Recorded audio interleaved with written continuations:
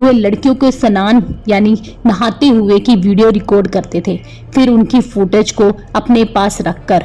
और अब रात को कमरे में जाने के बाद पॉइंट के पास डेरेक की कार को देखा गया। डेरेक ने साफ साफ इनकार कर दिया क्योंकि वो अपने दोस्तों से मिलने रात को गई थी। ऑस्ट्रेलिया की इस एक घटना ने सबके दिलों को झंझोड़ कर रख दिया।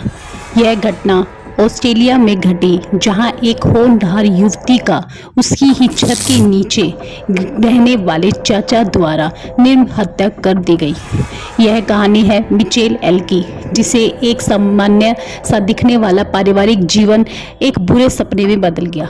आइए जानते हैं इस दर्दनाक और चौंकाने वाले मामले के बारे में। 2016 में अदालत के भीतर का माहौल बेहद गंभीर था। गहरी सांसें और आंसू से भरा यह मामला था मिचेल एल की हत्या का, जिसने सबको हिलाकर रख दिया। मिचेल की मां अपनी बेटी के आखिरी पलों के बारे में हत्यारों के एक बयान को सुनकर रो पड़ी। हर गवाही और सबूत ने उनके दिल को और तोड़ा। उन्होंने जस्टिस हेलन विल्सन से इस निर्दयी हत्यारे को उम्र कैद की सजा देने की अपील की। यह मुकदमा था डेरेक बेरेट के खिलाफ, जिसने मिचेल लॉन्ग की हत्या की थी। अदालत में उनकी बातों ने सभी को चौंका दिया, खासकर तब जब यह पता चला कि डेरेक मिचेल का चाचा था और उनके ही साथ रहता था। आखिर कौन थी मैयल और उसके साथ इतनी क्रूरता करने वाले चाचा कौन थे? मई एल, जिसे मिशेल के नाम से भी जाना जाता है, का जन्म 29 जनवरी 1991 को चीन के चुंगू सियुआन प्रांत में हुआ था। मिशेल के करीबी लोगों ने कहा कि वह एक प्यारी, स्मार्ट और केयरिंग लड़की थी। मिशेल के पिता की मौत हो चुकी थी जब 2008 के भूकंप के दौरान। मिशेल के पिता के निधन के बाद सिचुएशन काफ़ी बदल गई। काफ़ी मुश्किलों का सामना करना पड़ा, पर मिशेल डटी रही और कभी हालातों से हार नहीं मानी। मिशेल अपने परिवार को संभालती और पढ़ाई में भी काफ़ी तेज थी, इसलिए हमेशा अच्छे नंबरों से पास होती थी। जब मिशेल ने अपनी आगे की पढ़ाई के लिए विदेश जाने का प्लान बनाया तो माँ ने खूब साथ दिया और मिशेल ऑस्ट्रेलिया जाने की तैयारी कर रही थी। ऑस्ट्रेलिया में मिशेल की चाची भी रहती थी, इसलिए मिशेल की माँ चिंता मुक्त हो गई थी और बेटी को भेज दिया। 2011 में मिशेल ने सिडनी के यूनिवर्सिटी ऑफ टेक्नोलॉजी में बिजनेस स्टडी में दाखिला लिया और 2014 में ग्रेजुएट हुई। मिशेल अपनी आंटी के अपार्टमेंट में रहने लगी, जहां उसकी एक चचेरी बहन भी थी। दोनों बहनों के बीच बहुत अच्छी बनती थी, जिससे घर का माहौल और खुशहाल हो जाता था।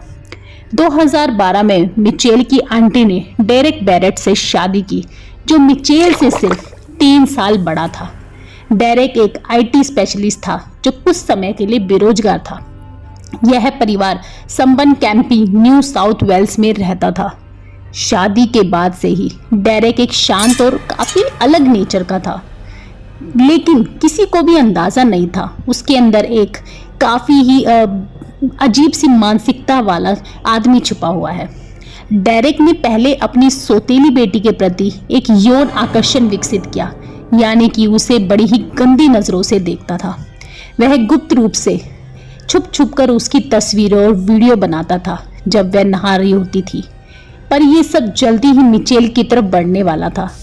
डेरेक ने बाथरूम के अंदर छोटे छोटे जासूसी कैमरे लगाए हुए थे। उन्हें शौचालय के पेड़ों के पीछे छिपाते हुए लड़कियों के स्नान यानी नहाते हुए की वीडियो रिकॉर्ड करते थे, फिर उनकी फुटेज को अपने पास रखकर। और अब रात को कमरे में जाने के बाद देखते थे और उससे अपनी संतुष्टि करते थे। डेरेक लड़की के कमरे में भी घुस जाता था और उनके बगल में जाकर भी सो जाता था और सुबह बिल्कुल नॉर्मल बिहेव करता था। लड़कियों को कभी भी इन सब के बारे में कुछ पता ही नहीं चला। वहीं दूसरी तरफ आप सबके दिमाग में एक बात आई होगी कि आखिर चाची एल को कैसे कुछ नहीं पता चला, आखिर कहाँ थी चाची एल। तो आपको बता दें, चाची एल हमेशा अपने काम के चलते आउट ऑफ टाउन ही रहती थी और लड़कियों को डेरेक के पास छोड़कर चली जाती थी, ये सोचकर कि वो सेफ है डेरेक के साथ। डेरेक ये सब तभी करता था जब चाची एल घर से बाहर होती थी। फिर एक दिन डेरेक ने इन सबको इतना भयानक मोड़ दे दिया जो किसी ने कभी नहीं सोचा था। रविवार 24 अप्रैल 2016 को अपनी पत्नी को लेने के लिए स्टेशन पर गया, जो काम के सिलसिले में घर से बाहर गई हुई थी। अब चाची एल घर आई तो उन्होंने डेरेक से अपनी भतीजी मिशेल के बारे में पूछा। डेरेक ने कहा कि उसने उसे 2 दिनों से नहीं देखा था, जो अजीब तो था, जिस पर विश्वास करना थोड़ा मुश्किल था। डेरेक ने कहा कि वो लेट नाइट्स पार्टी करती है और क्लब्स में जाती है और लड़कों के साथ टाइम स्पेंड करती है, पर चाची एल ने इस बात को कंफर्म करने के लिए अपनी बेटी से पूछा तो उसने भी डेरेक की बात का समर्थन किया, क्योंकि वो अपने दोस्तों से मिलने रात को गई थी और उससे कहीं ना कहीं उसे ये था कि कहीं चाची एल को पता ना चल जाए कि वो घर में थी ही नहीं, तो वो कैसे कंफर्म कर सकती है कि मिशेल कहाँ है। ये सब जानने के बाद चाची एल ने कुछ वक्त मिशेल का इंतजार किया, पर जब मिशेल नहीं लौटी तो उसे ढूंढने का सोचा। जब मिशेल की खबर कहीं नहीं मिली तो चाची एल ने मिशेल के घर फोन कर उसके बारे में पूछा। मां ने साफ मना कर दिया, जिसके बाद चाची एल ने डेरेक के साथ जाकर मिशेल की रिपोर्ट दर्ज कराई। पुलिस स्टेशन में जब पुलिस ने खोज शुरू की तो पता चला कि मिशेल मर चुकी है। ये खबर जब चाची एल को पता चली तो मानो उनकी दुनिया ही उजड़ गई हो। पुलिस के पास कुछ वक्त पहले यानी 24 अप्रैल सुबह 10:30 बजे के आसपास कुछ लोगों ने पुलिस को सूचना दी कि कैंपी से लगभग 80 किलोमीटर की दूरी पर स्पैनर पॉइंट के पास पानी में तैरते हुए एक शरीर को देखा है। जिसके बाद तुरंत क्राइम सीन पर पुलिस पहुंच गई और शव को जब्त कर लिया। जिसके बाद बॉडी की जांच की गई, जहां पता चला कि मौत काफी वक्त पहले हो चुकी है, जिसकी वजह से पहचानना थोड़ा मुश्किल है, क्योंकि बॉडी काफी वक्त तक पानी में रह चुकी थी और डिकम्पोज हो गई थी। वहीं बॉडी की उम्र से 25 से 35 के बीच की बताई जा रही थी। जब पुलिस के पास मिशेल का लापता होने का केस आया तो पुलिस को शक हुआ कि वो बॉडी मिशेल की है, जो कुछ वक्त पहले उन्हें मिली थी। पुलिस ने स्केच आर्टिस्ट से मिशेल की बॉडी का फेस बनवाया, जिससे उन्होंने मिशेल की चाची एल को दिखाया। जिसके बाद शक दूर हो गया। जब मिशेल की मां को ये सब पता चला तो तुरंत ऑस्ट्रेलिया आ पहुंची। अपनी बेटी को इस हालत में देखकर मिशेल की मां बुरी तरह से टूट गई। आखिर कौन उसकी प्यारी बेटी के साथ ऐसी दरिंदगी कर सकता है। मिशेल के शव की जब मेडिकल जांच की तो पाया गया कि उस पर बुरी तरह से हमला हुआ है। उसके शरीर पर 30 से ज्यादा घाव थे। वहीं मिशेल ने अपने आप को बचाने की काफी कोशिश भी की होगी, क्योंकि उसके हाथों पर भी गहरे घाव थे जो उसे अपने आप को बचाने में लगे होंगे। वहीं मिशेल की बॉडी काफी डिकम्पोज हो गई थी, जिसे देखना काफी भयानक हो रहा था। वहीं पुलिस ने जांच शुरू कर दी कि आखिर इतनी क्रूरता किसने की मिशेल के साथ।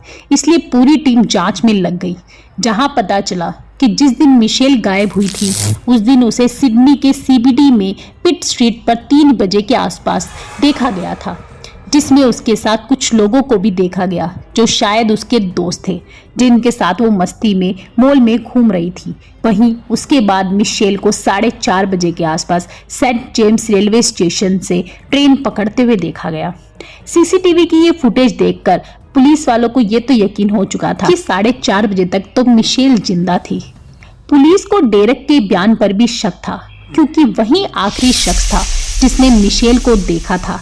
डेरेक ने बताया कि 21 अप्रैल को उन्होंने एक साथ डिनर किया, उसके बाद मूवी देखी और फिर अपने अपने रूम में जाकर सो गए। वहीं 22 अप्रैल को सुबह मिशेल घर से बाहर चली गई। जब चाची एल घर आई तो मिशेल के लापता होने की रिपोर्ट दर्ज कराई गई, जबकि मिशेल को घर पर ना आए हुए 2 दिन हो चुका था। फिर डेरेक ने आकर पुलिस को इन्फॉर्म क्यों नहीं किया, उन्होंने चाची एल के आने का इंतजार क्यों किया। जिसके बाद डेरेक से पूछताछ शुरू की गई। पुलिस कर्मी ने डेरेक से मिशेल और उसके रिश्ते के बारे में जानने की कोशिश की, आखिर उनका रिश्ता कैसा था, पर डेरेक ने कोई जवाब नहीं दिया, बल्कि लॉयर की डिमांड करने लगा। पुलिस को अब डेरेक पर पूरी तरह से शक हो चुका था, इसलिए उसके ऊपर मामला दर्ज कर दिया गया। डेरेक के फोन को ट्रैक करने की कोशिश की ताकि जान पाए कि हादसे के बाद डेरेक मिशेल के साथ था या नहीं। जहां पर डेरेक के फोन का सिग्नल वहीं का था, वहीं पुलिस ने सीसीटीवी फुटेज खंगालनी शुरू कर दी, जहां देखा गया कि जिसमें 24 अप्रैल को सुबह 7 बजे के आसपास स्पैनर पॉइंट के पास डेरेक की कार को देखा गया। डेरेक ने साफ साफ इनकार कर दिया, पर जब जांच आगे बढ़ी तो एक सीसीटीवी फुटेज और सामने आया जिसमें डेरेक पानी की बोतल और अपनी कार में गैस फिल कराता हुआ दिखाई दे रहा था। जब डेरेक से इन सब के बारे में पूछा गया तो उसने कहा कि वो दवाइयां खाता है जिसकी वजह से उसकी मेमोरी पर असर पड़ रहा है। पुलिस ने डेरेक के फोन को जब्त कर लिया और जब डेरेक के फोन की जांच की गई तो काफी कुछ खुलासा हुआ, जहां डेरेक के फोन में मिशेल और उनकी अपनी सौतेली बेटी की तस्वीरें और वीडियो थी, जिसे देखकर काफी कुछ समझ में आ रहा था। वहीं साथ के साथ ही डेरेक ने मिशेल के बिस्तर के बगल में ही हस्तमैथुन किया था। ये सब देखने के बाद पुलिस ने डेरेक से साफ साफ पूछा कि आखिर उसकी हैवानियत की कैसे शिकार बनी मिशेल। डेरेक ने बताया कि उस दिन मिशेल आधी रात को घर वापस आई थी, जिसके बाद वो अपने ऊपर काबू नहीं कर पाया और एक प्लान बनाया। डेरेक मिशेल के कमरे में आधी रात को जा पहुंचा और उसके साथ जबरदस्ती करना शुरू कर दिया, जिसके बाद मिशेल काफी शौक हो गई और डेरेक को रोकने की कोशिश की, पर डेरेक ने उस पर हमला किया, उसे बांधा और अपनी भतीजी को पूरा का पूरा नंगा करने के बाद उसके मुंह पर टेप लगा दिया। डेरेक ने उसे 22 अप्रैल को सुबह 8 बजे के आसपास अपने शरीर की तस्वीरें और वीडियो लेना शुरू कर दिया, जिसमें उसके प्राइवेट पार्ट की फोटोज और वीडियो भी थी। जब डेरेक अपनी और मिशेल की फोटोज ले रहा था तब मिशेल होश में थी और डर के कांप रही थी। शाम के 4 बज चुके थे, पर डेरेक की क्रूरता थमने का नाम ही नहीं ले रही थी। वहीं उसी दौरान डेरेक की सौतेली बेटी घर आई। वो अनजान थी कि घर में क्या चल रहा है। वहीं इतने संघर्ष के बाद मिशेल की चीखने की आवाजें भी बंद हो चुकी थी। वहीं डेरेक ने पूरे रूम में कैमरा इंस्टॉल कर रखा था। वहीं मिशेल डेरेक से भीख मांग रही थी, पर ये सब बर्बाद हो रहा था। मिशेल ने ऑडियो और वीडियो दोनों बनाई थी। वहीं ये सब मिशेल के साथ 2 दिन तक लगातार चलता रहा। मिशेल पूरी तरह से टूट चुकी थी और अब डेरेक ने उसे मारने का फैसला किया ताकि वो किसी को कुछ ना बताए। डेरेक ने मिशेल को 40 बार चाकू से वार किया। फिर डेरेक ने मिशेल के शरीर को NSW सेंट्रल कोर्ट पर स्कैनर्स पॉइंट पर एक ब्लॉक होल में फेंक दिया। वहीं पुलिस ने डेरेक के फोन से डिलीट किया हुआ डाटा भी रिकवर किया। 2017 में डेरेक ने अपने अपराधों को कबूल कर लिया और उसे 40 साल की सजा सुनाई गई। लेकिन मिशेल की हत्या के 4 साल बाद ही 2019 में एक और सबूत सामने आया, जिसने मामले को और भी गंभीर बना दिया। एक बुजुर्ग महिला ने पुलिस को एक USB डिवाइस सौंपा, जिसमें डेरेक द्वारा मिशेल के साथ किए गए यौन अपराधों की भी वीडियो थी। जिसके बाद पुलिस ने इस वीडियो को कोर्ट में सबमिट किया और डेरेक की सजा को बढ़ाने की मांग की, जिसके बाद डेरेक की 20 साल की और सजा बढ़ा दी गई। डेरेक इतनी ज़्यादा क्रूरता मिशेल के साथ कर चुका था। उसके साथ यौन शोषण उसने किया, उसकी वीडियोस को बनाया, उसे काफ़ी टॉर्चर किया। 2 दिन तक लगातार उसके साथ काफ़ी क्रूरता व्यवहार किया, जहाँ तक कि मिशेल थक चुकी थी। मिशेल ने इतना भी कहा कि उसे छोड़ दे, वो कुछ नहीं करेगी, ना ही वो किसी को कहेगी। पर डेरेक ने अपनी मानसिकता, अपने माइंड को इतनी बुरी तरीके से मना लिया था कि वो अब उसको नहीं छोड़ेगा और उसे इतनी बुरी तरीके से मौत के घाट उतार दिया। वहीं डेरेक के बारे में एक और बात पता चली कि वो मानसिकता रोगी था, यानी उसके दिमाग की स्थिति ठीक नहीं थी और वो काफ़ी बीमार था और इसी के चलते वो ऐसी हरकतें कर रहा था और इसी चीज़ का फ़ायदा उठाकर वो बचना चाहता था इन सब से। पर पुलिस के आगे उसकी एक नहीं चली और उसे सज़ा सुनाई गई। वहीं डेरेक की इस बातों को सुनकर मिशेल की माँ बुरी तरह से टूट चुकी थी कि उसकी बेटी, जो वो सोच रही थी कि सुरक्षित है, उसे नहीं पता था कि वो उसे मौत के मुंह के घाट उतरवा रही है, यानी कि उसे एक ऐसी जगह भेज रही है जहां से उसकी बेटी कभी वापस नहीं आएगी। इस कहानी से सिर्फ एक ही चीज़ सीखने को मिलती है कि आप कहीं भी सेफ नहीं है। अपने आप को आप कैसे बचाएंगे, अपने इस लड़ाई को कैसे लड़ेंगे, यही इस मामले ने काफ़ी लोगों को झंझोर कर रख दिया था। जब ये मामला सामने आया, वहीं एक ऐसी मानसिकता भी सामने आई जो देखकर सब लोग काफ़ी हैरान हो गए थे। आपको ये इस कहानी सुनकर कैसा लगता है? आप क्या इस कहानी को सुनकर महसूस कर रहे हैं? कमेंट सेक्शन में अपने व्यूज़ जरूर दीजिएगा।